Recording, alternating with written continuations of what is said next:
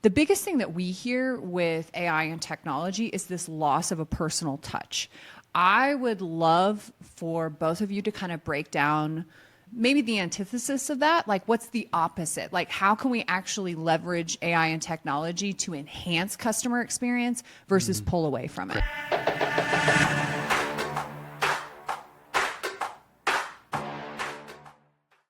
In today's episode, Courtney and I sit down with Diane Delaney with Private Risk Management Association and Steve Forte with Patra Inc. And we're going to be diving into AI and technology and how agents are currently using AI to be more efficient within their day. And also, what does this look like for the insurance industry and insurance agent in the future, the next 1 year, 3 years, 5 years? What is it going to do with rates and more? With that being said, let's start the show. Hey, welcome to the Insurance Buzz. We are your hosts, Michael and Courtney Weaver, and today we've got Diane Delaney with Private Risk Management Association and Steve Forte with Patra Incorporated, and we're going to be talking about things going on in the insurance industry and AI and how you can utilize AI in the future and what you should be looking out for to just be successful in the insurance industry, regardless if you're a producer, agency owner, it does not matter.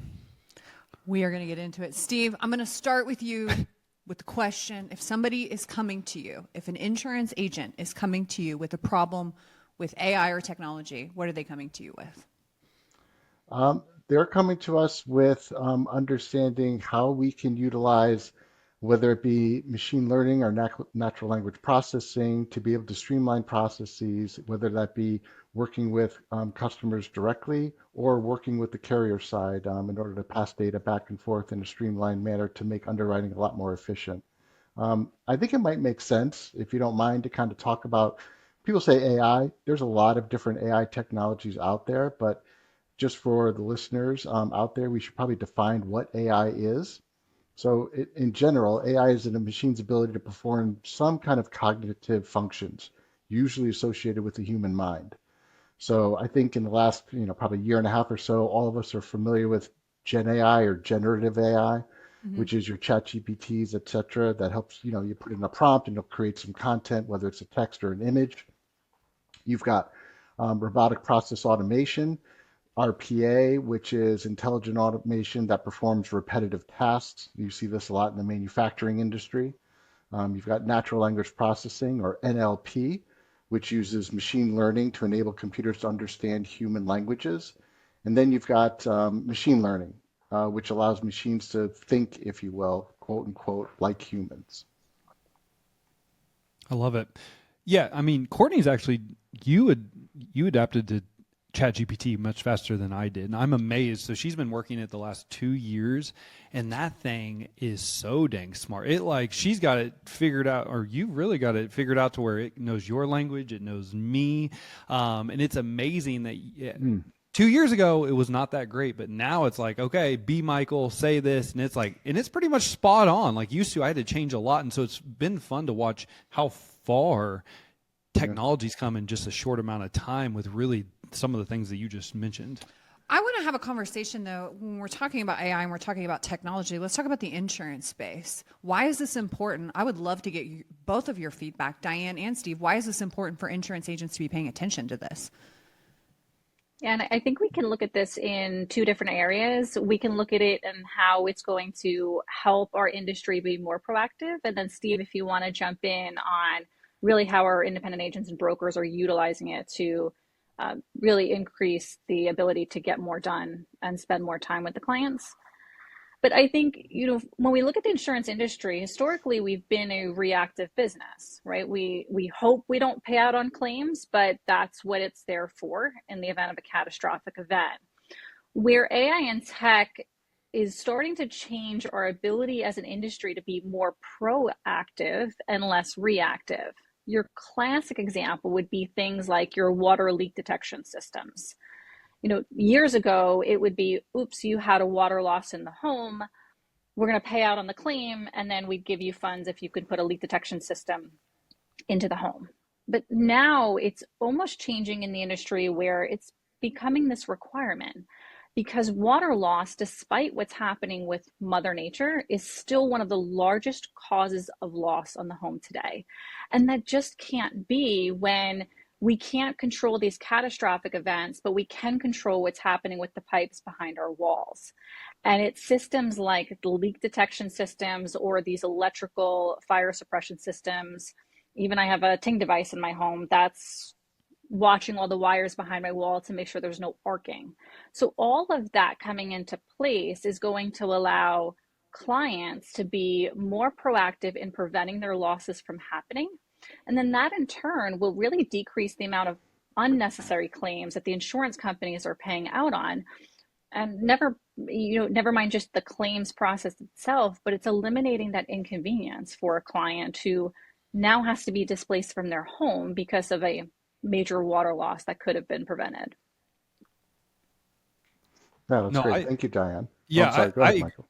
I agree, Diana. I think AI is going, like when I look at the future of AI, I believe it'll bring transparency to every conversation and every interaction that happens in an insurance agency. It doesn't matter, independent, captive, whatever. When you have the ability to track conversations, know what your team is doing, know what the customer is saying, the customer has the ability to know what they're buying. I just think that with the future of AI and technology, that eventually AI will be able to eliminate, all right, some of the things that can come back on an E&O claim. Some of the things that the customer says, well, you never told me this. It's like, actually, we have a documented conversation of our conversation saying, actually, I did educate you on this. And so I'm pumped, not just for that, but it's going to bring transparency, buying back time. I think there's a lot of really positive things going to happen.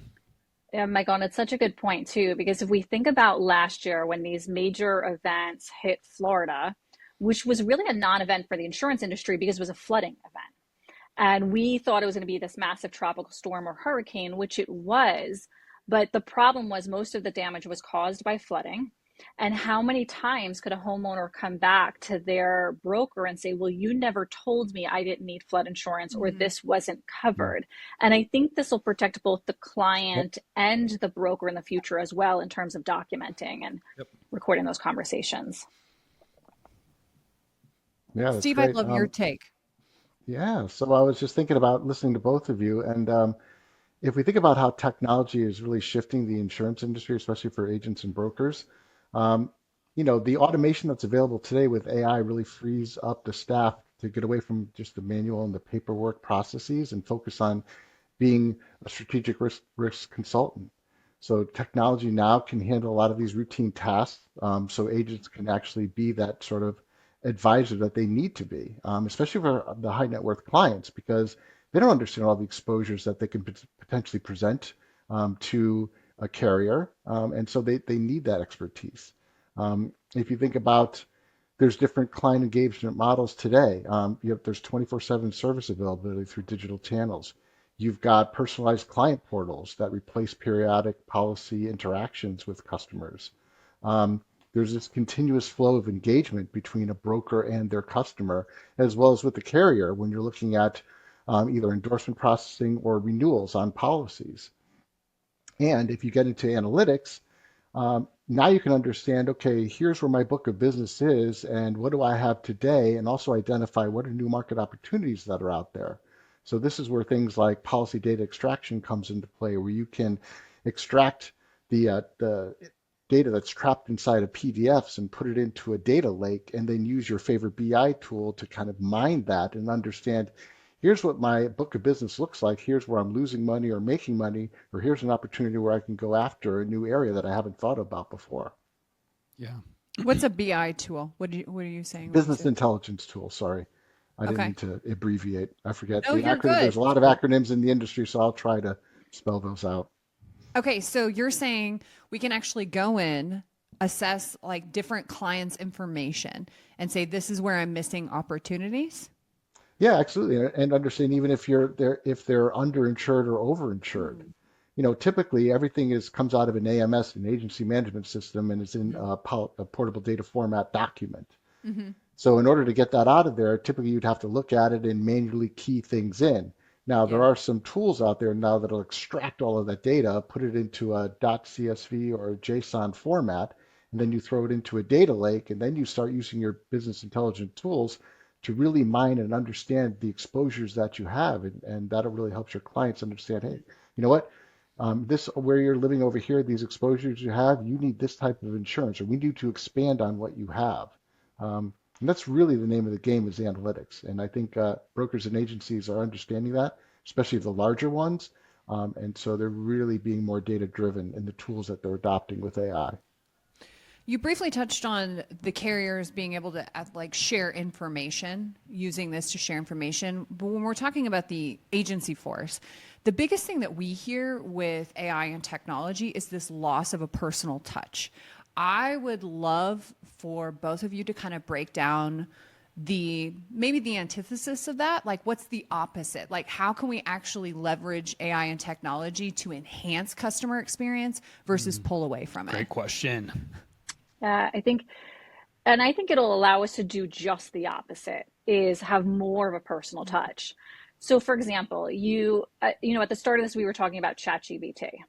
Now, understandably, for a lot of the independent agents, they can't just take a client's policy information and upload it into ChatGPT because it's a lot of personal data. However, a lot of our agencies that we work with have their own form of ChatGPT embedded within their systems. And what that will allow them to do is to upload the policy information. And I know where our agents have spent a lot of time is they want to be able to have real conversations with their clients on like what their policy is lacking or maybe it has a lot of, and how does it compare to what they're recommending based on the client's needs. And they would spend hours trying to do a side-by-side comparison on what they have and what they don't have. And that takes away from how much time you can be spending talking with the client. And now you just upload it into these tools and it spits out the differences and these side-by-side comparisons. And I think those type of features will allow our agents and brokers to really understand the differences in the policies, because there are so many different insurance companies out there. It's impossible to kind of get this all nailed down. But I think that'll be a big component in allowing the agents to really spend more time on that person-to-person conversation, because most of us working in sales, getting into the nitty-gritty of spreadsheets is not our specialty. Yeah, and I think with using these digital tools and AI tools that they have, they're going to be able to provide more personalized service to their customers. So they'll be able to, tell them, hey, look, you've got these exposures here. You need to understand that you bring a lot of liability to a carrier, and here's how we can mitigate those kind of things. Diane gave some perfect examples about the technology that she's using in her own personal life. The Internet of Things has come a long way in the last, 5 or 7 years. And if you think about it from an underwriting standpoint, brokers and agencies as well as carriers are using those type of technologies to understand the exposures within a home, and especially in a high net worth type of home as well. So people are able to get information faster from an underwriting standpoint, whether that's through digital automation or it's through satellite imagery or the Internet of Things, whether you have smart thermostats, et cetera. And, that I think is going to provide more personalized service to their customers. So really, I don't think technology is a way to look at it as it's going to negate that personalized service. I think it's going to enhance it. Yeah, and like the example you just gave, Diane, and look, there's two sides to this. There's the customer-facing agency, and then there's the underwriting. I actually am of the belief system that most underwriters will be replaced by AI because the importance of removing the human error from the underwriting process, just like Diane was just saying on the agency front. Now, agents, I don't believe so. I believe there's always the need for the human connection, the human conversation, having real conversations with real people, and delivering on that and establishing that human connection. But think about, as an insurance agent or producer, whatever, the ability to remove the human error from looking at policies and plans, because there's no way that you know what every endorsement is for every company. So you have the ability to now upload policy information into a system within typically 60 seconds to 2 minutes. It's giving you a complete report of, here's the things that are good, here's the things to have the conversation about, here's the problematic areas that I would 100% bring up. And so I believe that it allows the agent to be much more confident in what they're doing, in a much faster time frame. So from an efficiency standpoint, to where now, like you said, Diane, now you're doing what you do best, and you're just having conversations with people that matter and that convert. Right. That's where Diane's expertise is in that proactive risk management. You were just touching on those places. Another area I think is important that technology is making a really big impact and how brokers and agents can help differentiate themselves is in AI-powered claims processing. So technologies out there like first notice of loss systems, automated triage, predictive fraud analytics, digital documentation, all of those things. It's going to benefit high net worth clients, especially because you get faster resolution, you'll have better communication and less of a documentation burden.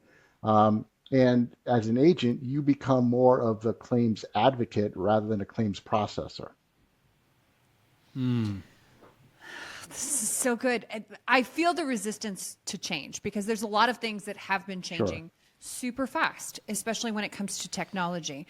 I'm curious, somebody that does get on board with the direction of AI and technology, what can they expect? Like, what are the great benefits of doing things like this? I think it really comes down to, the benefit of putting this in place is time.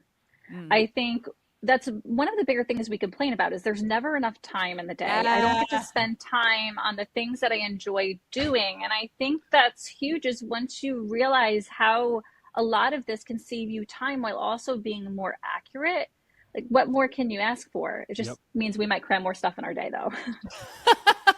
But that's the name of the game, though. It doesn't matter if you're the owner or whatever you are in the organization. If you can figure out ways to buy back your time that save you energy, in this example, I'm just going to say save you money. You can be more confident in it. You have more time throughout the day to do the things that you enjoy and are good at versus, oh shit, I have to do this because this is just part of the process.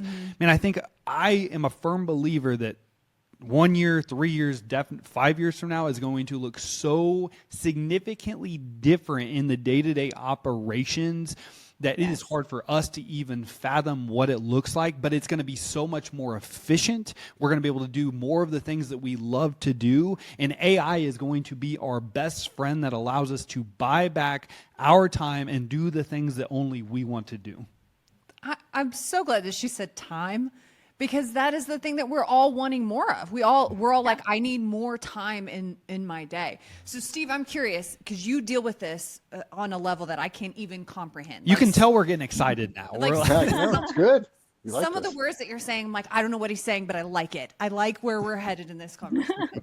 So let's play this little game. In 1 year, 3 year, 5 years, what does this look like? What does AI in the insurance space even look like? Well, I think Michael touched on a couple of those points in terms of that no-touch underwriting, where you've got straight-through processing, pure technology, and we see that today in personal automobile, right? There's really very few instances where you need a human being to actually really underwrite that type of policy. It's certainly going to influence not only in underwriting but in claims. But I think really, all three of you touched on this, but I don't know if it's really been wrapped up in a way that the way people have to think about AI and technology and insurtech in general is it's a balancing act between technology and the human touch factor. So you really need to use automation to create capacity for meaningful client interactions. Technology should enhance, not replace, personal relationships with your high net worth clients. What agents and brokers should do is position their tech adoption as a client benefit, meaning they're going to automate the routine stuff so we can keep things and personalize things as important to them. And the success of this really requires blending tech capabilities and that specialized expertise and strong relationships. Well, I'm even thinking I don't know. I'm very bullish on technology from a business owner standpoint and just transparency like I brought up earlier. But Diane, before the episode started, I was like, okay, so out of your 6,000 agents, are they having conversations over the phone? Is it virtual? Is it in person? it's in person. So someone right now might be thinking, well, if you're having in-person conversations, there's no way to really include AI on that. I would actually say there is. You record every conversation and you just say, hey, to make sure that I don't forget anything and just to make sure we're going to record this conversation, I'm going to go back, plug it into my AI system. It's going to recap the entire conversation, tell me, and then here's the AI for the agent or the producer. Hey, here's something that got brought up in the conversation that you may have forgot to mention. Here's all the reminders that you need to do. And so I'm just looking at all the ways that AI is going to help us not only automate processes, but become more efficient. But again, bringing transparency to every single conversation, because in your situation, for example, Diane, your owner, 6,000 agents underneath of you, something happens where an agent doesn't do something they're supposed to do. Sure, it's going to fall back on them. But it also falls back on you to where now you have the AI component to where every conversation is recorded and it tells you, the company, hey, here's the exact conversation. Here's what to look out for. Here's maybe something the rep missed out that we can coach them on. There's just so many possibilities with this. I think the list is endless. Like it is really amazing when I think of it. Yeah, and I think there's so many different angles to look at this in as well. From the claims, as Steve mentioned, even in the sector that we work in, we're talking about clients with high-end collections and how appraisals are being done. A lot of that was done in person. Will we start to see more of that be moved into this virtual aspect that is a lot more accurate? You can compare how the artwork or the wine is being sold against other buyers in the world. So I think we, over the next 2 to 3 years, will see a drastic change. I recently had a discussion with a new company, which I was really impressed with their technology. I won't give the name yet, but what they're working on is, if we look at a lot of these luxury vehicles today, there's so much data that they're showing. But let's just say someone is, driving a vehicle and all of a sudden they don't know why their car goes out into the breakdown lane and they cause an accident. And they can go to the insurance carrier and say, like, I don't know what happened, just the car stopped working, or I had no control of it. But you caused the accident, so the insurance company is going to go after the insured for that, and they'll pay out on the claim. But this company is getting access to the vehicle data report with agreement from these luxury vehicles and being able to show, at this time, at 1:22 p.m., what it did show in that vehicle was that the change lane system failed, which caused this individual to get into the accident. Now, who's responsible for that claim? Should it be the insurance company? Should it be the vehicle makers? Yeah.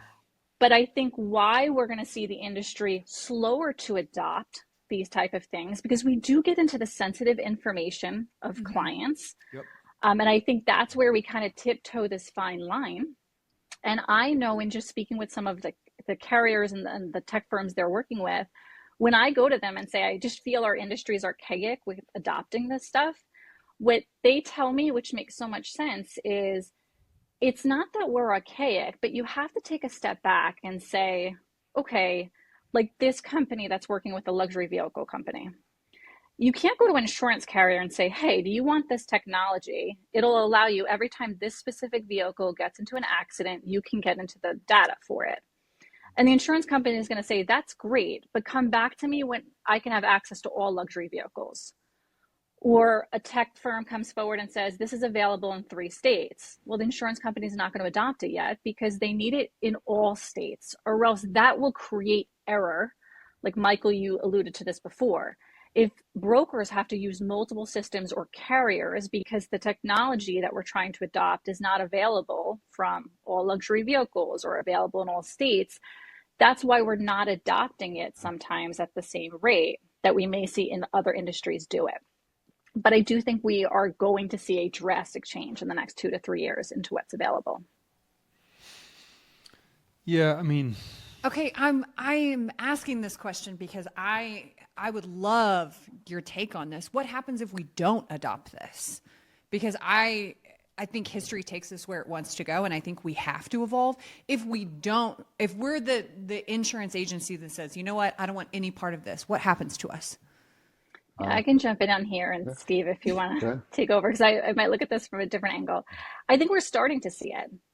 I wouldn't say that all mergers and acquisitions in the industry are due to a company not looking at their AI or tech. I think there's all different reasons why these M&As are happening.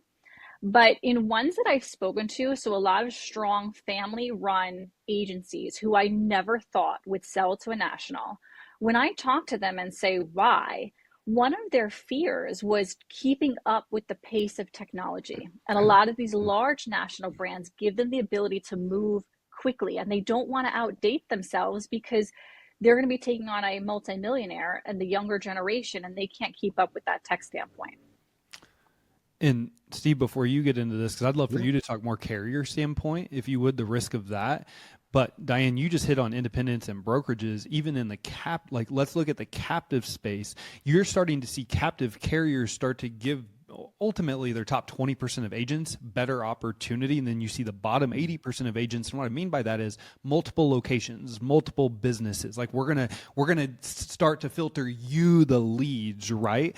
And so I'm just going to come out and say, if you don't get on board with this, you are going to get left behind. Like, period. Yeah. In my opinion, from an agency owner standpoint, now this could differ between agency owner and carrier. And Steve, that's why we'd love to pose the question to you, like, how about the risk that a carrier runs in this example?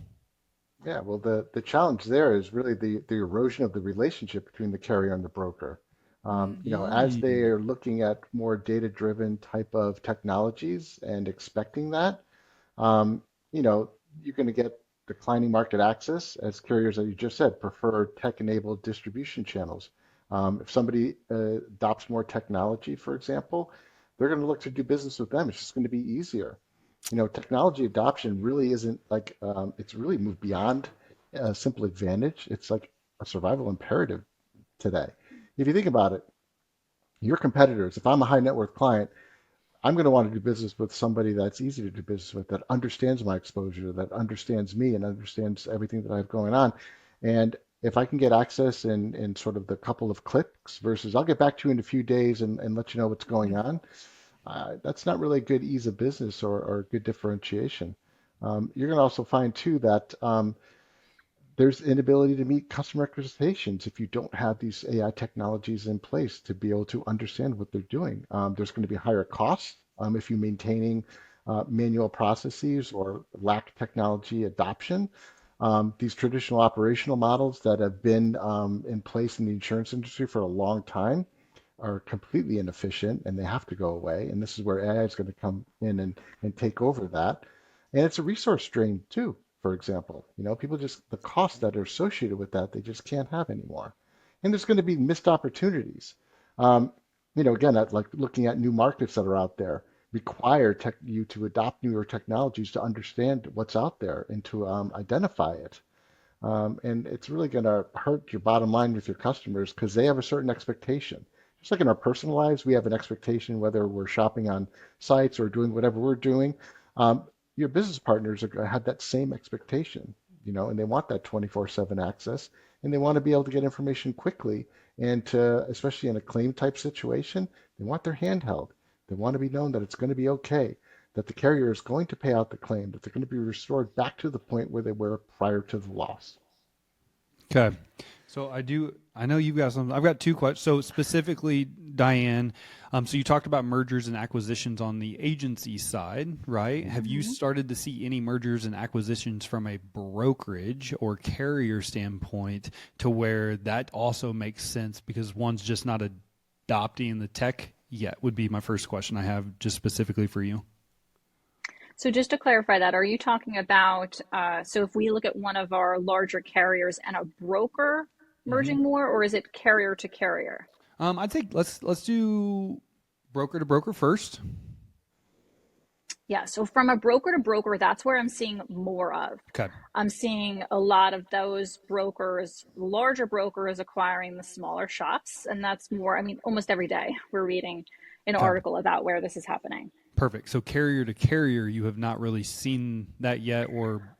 Well, years ago in our industry, so within the last, I'd say 5 to 7 years, we saw one of our largest carriers merge with two of our other high net worth insurance carriers. Okay. And I wouldn't say technology was the only reason we saw that happening. Okay. All right. This is purely opinion question. When you look at the future of insurance, do you believe that AI and technology will drive down the cost of insurance for consumers or drive up the cost for consumers? And let's put a time frame on it 5 years from now, because I believe there's going to be some pain that all of us have to go through. But 5 years from now, do you think insurance costs are lower for consumers because of AI or higher for consumers because of AI?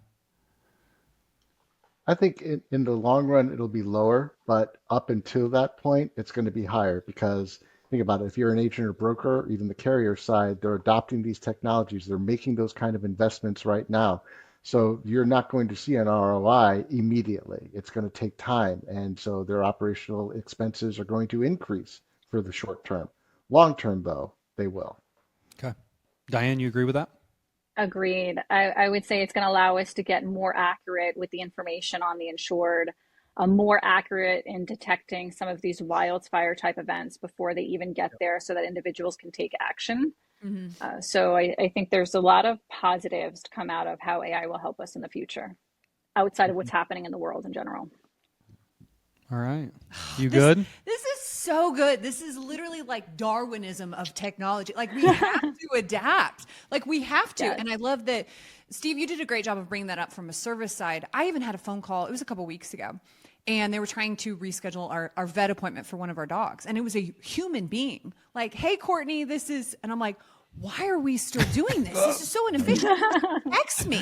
Like, just text me to confirm that, because I'm immediately thinking that's a warm body, that's payroll. We could be using these funds elsewhere. But this is such a great conversation because we're not just talking about claims. We're not just talking about assessing risk. We're talking about what is the customer experiencing our agencies like? Like, what are they really getting from this? And the more, this is my belief, but the more we leverage technology as a tool to enhance the customer experience, the more we can put our human touch throughout that entire process to where we can really do what we're supposed to be doing. So I think AI is going to be our little assistants. I can't wait. I am so fired up for this. There is going to be, we are evolving, we are changing, we are adapting. So there is, with growth, there is challenges. That's just part of it. But I love having more of these real, honest conversations about where this industry is going and how we're leveraging technology. So I appreciate Steve, Diane, I appreciate you coming on here and being really transparent and talking about where we're headed. Yeah. Thank you guys. Thank you guys very much. And for all of those of you who are tuning into the Buzz today, thank you so much as always for your support. Time and attention are by far our most important assets. We hope that you're getting a lot out of this conversation. AI will be something that we continue to talk about more and more and more on the Insurance Buzz to stay up to date and make sure that you're in a position to leverage AI so that you can be as successful as possible. Diane and Steve, what's the best way for them if they wanted to follow you, connect with you, maybe even work with you, for example? What's the best way for them to do that? Go ahead, Diane. Yeah, so if you want to check out the Private Risk Management Association.org webpage, you can find everything out in terms of how we're supporting the industry with the market changes from an educational standpoint. But my contact information is on there. My team's contact information is on there. So if you just check out that webpage, you'll be able to find us very easily. Yeah, and for me, patracorp.com. You can see everything that we offer in terms of our services to the insurance industry. And on LinkedIn, I am the IT insurance geek. So that's my handle. Let's Yeah. go. Heck yeah. And everyone, the links are going to be in the show notes. So just click below, click on the links. Make sure you guys connect with both Diane and Steve. This is fantastic. I love that you're bringing up LinkedIn. I think everyone should be on Linkedin. I think at least from a But he's the professional coolest standpoint. LinkedIn name. But that is Like, a dope ass name. Come on. Come on. That is a cool ass name. If nothing else, follow Steve just for that badass name. Love it. Well, Steve, Diane, thank you again. We appreciate you very much. Thank you for having us. Our pleasure. Thanks for having us.